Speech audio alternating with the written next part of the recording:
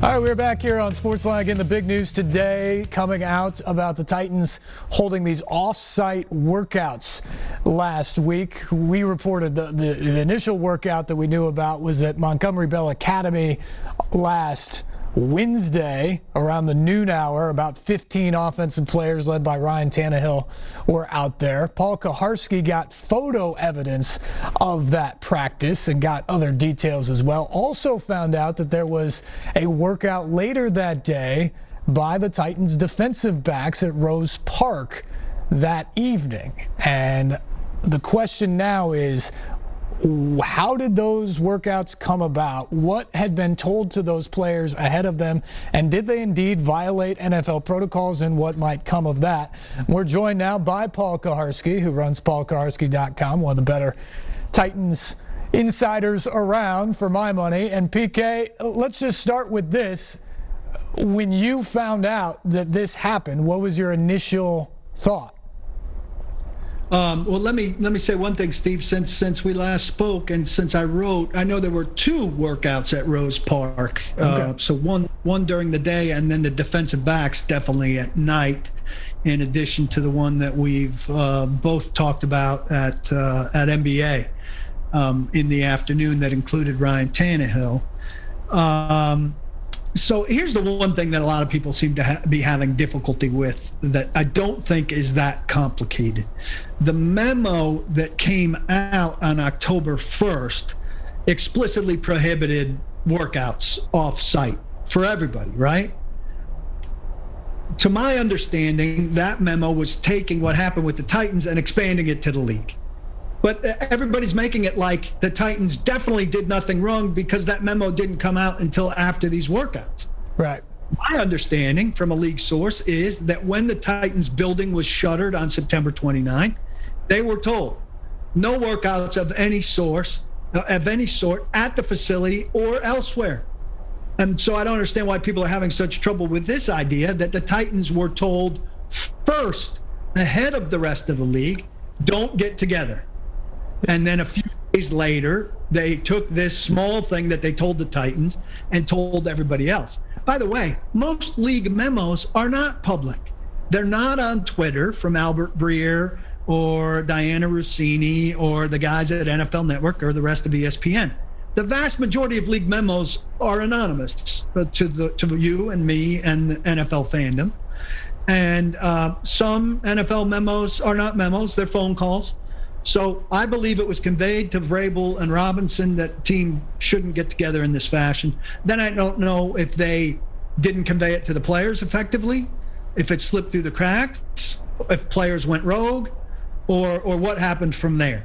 But the league is definitely investigating the Titans for a number of things, including workouts that they didn't want to happen that happened. I'm told that these are the workouts, that the NBA workout in particular is the workout. And so there seems to be a lot of confusion where it's not particularly confusing. So that's very good reporting, and I appreciate you bringing that up because that was going to be my next question to you, is the thing that I was unable to find, and it sounds like you have a source who gave it to you, is I was unable to find anywhere explicitly in a memo before Thursday that said that you explicitly could not do that.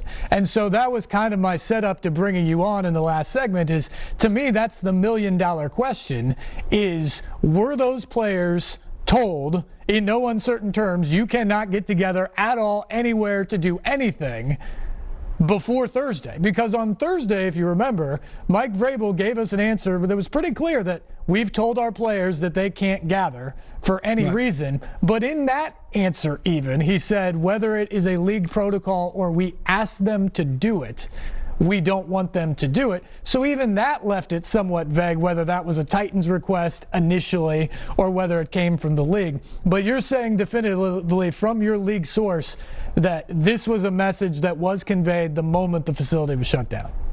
I asked my source what was the directive from the league upon the closing of the building, and my source said the franchise was told, quote, no in-person meetings, workouts, or activities at the facility or elsewhere. Now, whether that was now the question is, to what degree was that conveyed? Were the players disobeying what they were told, or did somebody drop the ball in terms of communicating that to them? We don't know the degree of that. But also, there have been reports from multiple sources that the Titans are being investigated for some sort of get-together that was beyond what the league wanted and would approve. And these are the only, I'm pretty confident these were the workouts, the NBA workout. And then I don't know if they knew about the workouts at Rose Park or not. But this is what they're looking into and what they're ultimately going to get. I'm pretty confident in some degree of trouble for. Also, people are allowed to make the leap in logic. They're sending everyone home for a reason.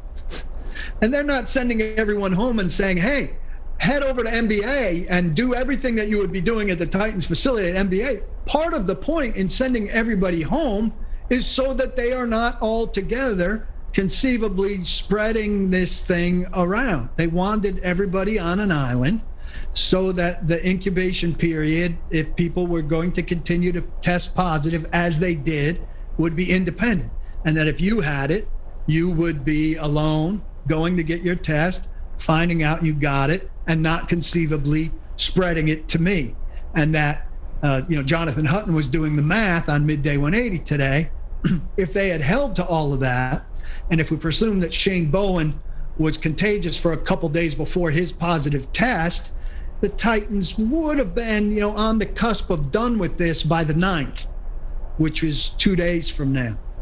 But given that they had this workout or these workouts on the 30th, and I understand they're outside and there's much less likely to be passing the virus around, still feasible though, the clock moves back on what the incubation period would be if Corey Davis was at this workout, who we just find out today tested positive. And then you've got a whole nother timetable issue conceivably. Yeah, well, and we also know that Adam Humphries and Cam Batson tested positive last Friday. They're wide receivers who we don't know, at least I don't, but presumably might have been at that workout as well with so many skill position players around. Have you determined, other than Ryan Tannehill, who exactly was at any of these workouts? No. Though I've heard some inklings that it was, and your initial report, which I apologize that I missed, but you also failed to make headline news out of it, that there was at least some throwing going on. That and some other things I put together make it sound as if, or seem as if, it was probably receiver heavy, or probably target heavy, right? Quarterback and people he's throwing to. I know that the one gathering at Rose Park was defensive backs. I don't know who the other one was. I don't know how much sense it makes to have offensive linemen at an NBA workout that's not a contact thing. And, I don't know if you're as compelled to go out and work on your footwork as an offensive lineman as you are compelled to go out and work on your routes and your timing and ball delivery and things like that. But now we're into more speculative stuff. Paul Kuharsky is with us. He runs paulkuharsky.com, covers all things Titans, and does a great job of it. Paul, how big of a deal do you think this is long-term for the Titans? Well, I think it's clear that they did some things that the league didn't want them to do. I know Albert Breer has reported that there's some pictures, I guess, of the Titans with masks down in the building that were used on Monday by the league to be used by the 31 other coaches around the league as an example in their meetings. And protocols are tightened up around the league as a result of what's happened in Tennessee. I'd be very surprised if the Titans don't get some sort of penalty based on that, based on this workout. And we don't know what else. Adam Schefter's report was that Shane Bowen maybe came into contact with somebody with COVID and didn't report it. I find that hard to believe based on, I would think Shane Bowen would come in immediately and go to Mike Vrabel and say, hey, here's what happened. What do I do at the very least? But perhaps he didn't follow that. The other thing that's reported I find really hard to how they would establish that somebody came in and didn't fess up to having symptoms, because if you come in and you have symptoms in a matter of days, you're going to have COVID. So I don't know how you serve yourself very well by faking it with regard to symptoms for a few days. I also don't know how the best reporter or investigator in the world could find that out, unless you've got really great, you're taking them to Guantanamo Bay, right, to interrogate them. I don't know how you come to those conclusions, but it sure seems like they're going to be guilty of some things. I don't think with intent. I think people got, perhaps the Titans did. I think we all have. The league was running pretty smoothly through 2 weeks. And I think all of us thought, like, hey, they're pulling this thing off. Mm-hmm. And the Titans were probably guilty of that to some degree. Do you think, because the other thing that has been out there is the onboarding of Greg Maben, the practice squad defensive back that through the process of 4 days, I guess, of onboarding, and by the time he was officially onboarded and a member of the practice squad, he tested positive for COVID, immediately had to go on the COVID-19 reserve list. That might be where this all started within the building, and now the NFL has drastically changed what it's going to take to bring in a guy or sign a guy like that moving forward. Do you think the Titans are guilty of doing something up front, doing improper things with Maben or the Bowen thing from what you've been able to gather?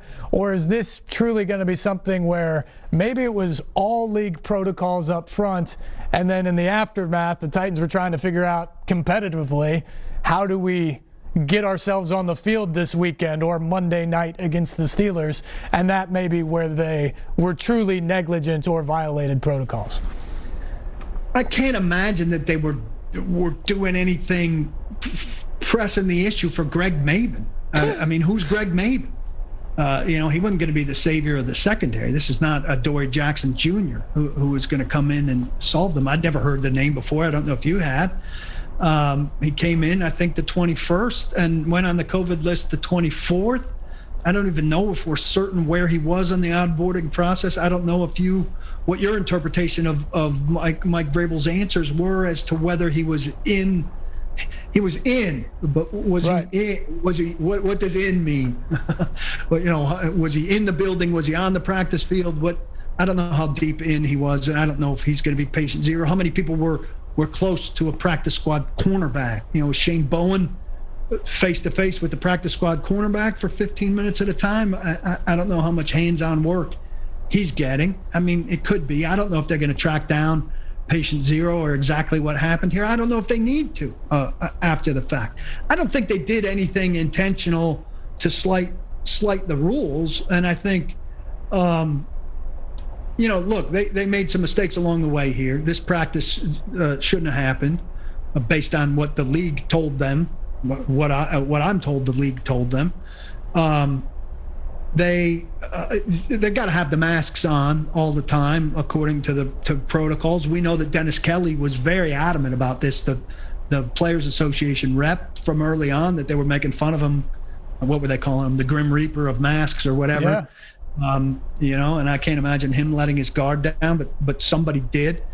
And so they made errors there. But I would imagine you would agree. I'm really surprised that the league went forward with the Patriots when they had a Saturday issue, after the Titans had a Saturday issue with Shane Bowen, and that blew up because some guys had it from Shane Bowen, some of them anyway, but were not testing for it yet, and they were put on buses to the airport, plane, buses from the airport to the hotel, in a hotel, on buses to the stadium, the locker room at the stadium, on buses from the stadium in Minnesota, back on buses to the airport, back on a flight. And these are all areas that doctors will tell you are incubation areas that are way more dangerous than US Bank Stadium, and apparently way more dangerous than you and I playing line across from each other over the course of an NFL game, because the Vikings didn't get it anywhere. Daquan Jones probably had it.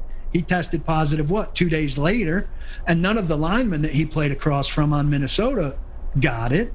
So then a week later, you have virtually the exact same situation with New England's quarterback testing positive for it on a Saturday morning, and Cam Newton.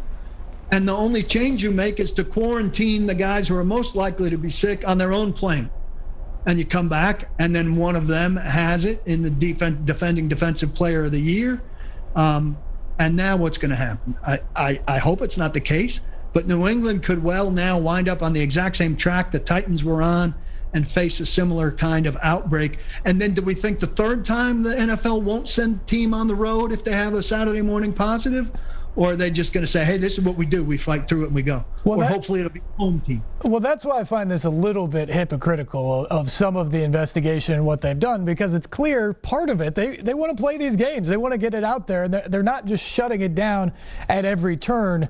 For that reason, Paul, and I want to spin this forward in a second, but when it comes to the penalties, the NFL was clear. They're taking this seriously now, and they said the other day it'll be fines, it'll be loss of draft picks, it could even be the forfeiture of a game. That was said after the outbreak started here with the Titans. Do you think the Titans face that level of punishment for anything they did? Not a forfeiture of a game, because that didn't come out until just yesterday, right? They can't grandfather that back to something that happened 7 or 8 days ago. If the Buffalo game is not played and the Titans need negative tests now again for several days in a row, I don't know what you do. You can't push the Monday, Tuesday thing because Buffalo's playing on Thursday. To me, you'd have to. I would take the game and kind of put it in a basket and say, we're setting it aside over here. We're going to see if there are other games that ultimately need to be played in Week 18. Other meaningful games, other games that would affect playoff seeding at the very least. And if so, then we'll push the playoffs back a week and we'll play a Week 18. If not, we may just go with winning percentage as we talked about before the season, and that game may not be played if that's just the one game. You know, we're not going to hold back the playoffs and give everybody a week off except these two teams. And people just have to be patient and wait to see what happens there. You know, and if there are 6 games that need to be played that weekend, then, well, you got a pretty good docket. If it's just the Titans and the Bills and then 2 games involving non-playoff teams that would only affect draft order, then maybe you choose not to play it. I don't know. There's no easy answer. I do think a league that had so much time to get ready kind of presumed it was going to be able to pull this off and should have scheduled 2 bye weeks, should have had a week off somewhere 2/3 of the way through the season where it could have played fill-in games, should have had a better plan for contingencies, just like we're talking about now. You've alluded to it a little bit, but is it your understanding, as it is mine, that it's going to take 2 more days of no positives to get them back into the facility, or do you think there's a possibility they could get in sometime this week and have a practice day or 2 ahead of a game that still, for the moment, is scheduled on Sunday? No, I think it takes 2 days. I mean, it was going to take 2 days before, so I don't see why it wouldn't go back to taking 2 days now. And when we say 2 days, it's really 3, right? Right. Because today was day 3. Today was day 3, right? So they were going to be back in so long as nothing went wrong, and something went wrong. And so today was Wednesday. So if you get Thursday, Friday now, they're ready to come in back in Saturday. But if they get a positive test on Saturday, they're not going to come back in. And so the practice week is basically gone. Last week, I was big on, I don't think it's fair to ask them to play the Steelers if the Steelers have a full practice week and you have none. Now I think, you know, you're just going to have to play it. Your roster's going to be filled up with some of these practice squatters. You know, I've been told they're quite confident they're going to be able to get a long snapper in. But now that you're closed again, the new protocol says you have to pass tests for 5 consecutive days before you get in the 6th day. I was told they're pretty confident the league would make an accommodation for them to get in a long snapper. But now what? Now the building's closed again. So maybe Ben Jones is in his backyard trying to long snap, or one of the tight ends who long snapped in college is trying to long snap. And that's one of those positions that maybe you ought to consider getting somebody on your practice squad who can do it for just this situation.